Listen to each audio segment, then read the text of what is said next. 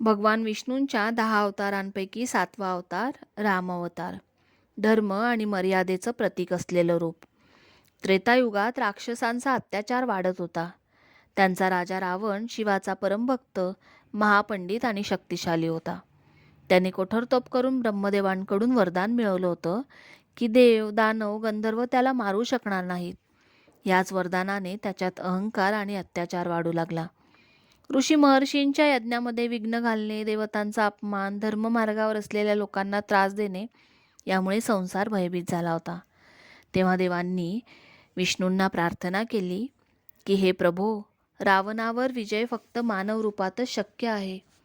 मग भगवान विष्णूंनी अयोध्येचा राजा दशरथ आणि राणी कौशल्या यांच्या पोटी श्रीराम अवतार घेतला. बालपणापासूनच राम धर्मनिष्ठ, विनम्र आणि कर्तव्यपरायण होते. विश्वामित्र ऋषींसोबत असुरांचा वध, शिवधनुष्य उचलून सीतेबरोबर विवाह, प्रत्येक ठिकाणी धर्माचा मार्ग दाखवला. राज्याभिषेकाच्या वेळी संकट आले आणि रामांनी 14 वर्षाचा वनवास स्वीकारला. वनवासात दंडकारण्यात ते ऋषींचे रक्षण करत होते. त्या काळात शूर्पणखा प्रसंग घडला. तिचा अपमान झाल्याने रावणाचा अहंकार पेटला. बहिणीच्या सुडासाठी त्याने सीतेला पळवून नेले. हाच क्षण धर्म संघर्षाचा शिखर होता. रामांनी सुग्रीवाशी मैत्री केली. हनुमानाचा वरदहस्त मिळाला. वानरसेना सिद्ध झाली आणि समुद्रावर सेतू बांधून लंकेवर चढाई केली. राम रावण युद्ध अनेक दिवस चाललं.